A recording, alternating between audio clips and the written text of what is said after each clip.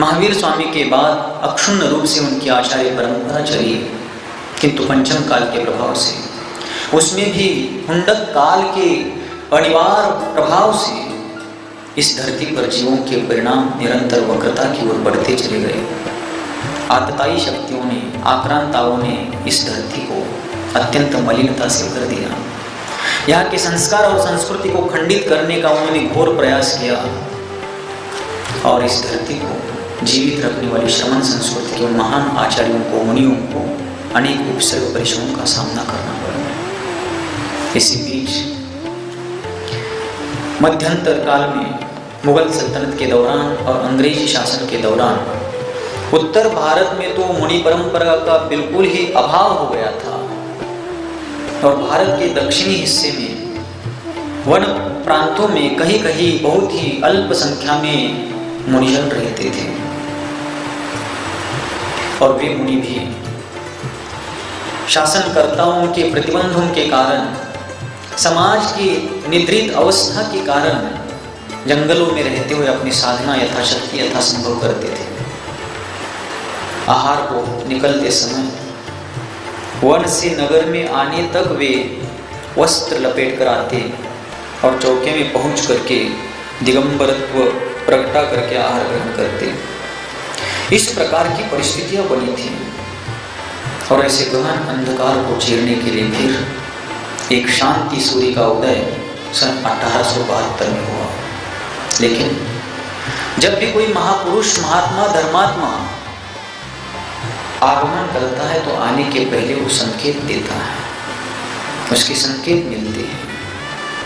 शांति सागर जी महाराज इस धरती के एक महानतम व्यक्तित्व, जिनकी माँ सत्यवती, जिसने सत्य महाव्रत को धारण करने वाले सुपुत्र को जन्म दिया, उस सत्यवती माँ को सातगोंडा जब गर्भ में आए तब दोहला लगा था कि सहस्त्रदल कमल के द्वारा, सहस्त्रदल कमल के पुष्प के द्वारा घोष नगर में विराजमान पार्श्वनाथ भगवान की मैं पूजा करूं। और ऐसा दोहला इसलिए आया था कि संसार के सागर में रहते हुए भी उसकी कोख से एक भेद विज्ञान की अद्वितीय महिमा और गरिमा को धारण करने वाला एक धर्म कमल जन्म लेने वाला। उनके पिता ने, महाराज के पिता ने, भीम गौंडा जी ने कोल्हापुर के रंकाला तालाब से कमल वगैरह ला करके भगवान की पूजा कराई थी। शांति सागर जी महाराज का जन्म सातगोंडा के रूप में सन 1872 में परतंत्र भारत के दौरान हुआ था। लेकिन लोकोत्तर पुरुषों के लिए क्षेत्रीय परतंत्रता कभी भी बाधक नहीं बन सकती। यह आज तक का इतिहास है। और ये महापुरुष ऐसे महापुरुष थे जो पिछले बहुत से धर्म संस्कार, मोक्ष मार्ग के संस्कार लेकर के आए थे। मैं हर बार कहता हूँ, आज भी कह रहा हूँ, कल भी कहूँगा और जब तक जीवित हूँ तब तक कहूँगा, आदिनाथ भगवान ने जो कार्य किया था धर्मतीर्थ प्रवर्तन का, वह कार्य अपने आप में श्रेष्ठ था। किंतु आदिनाथ भगवान की अपेक्षा से देखा जाए तो शांति सागर जी महाराज के सामने परिस्थितियां बहुत विकट थी।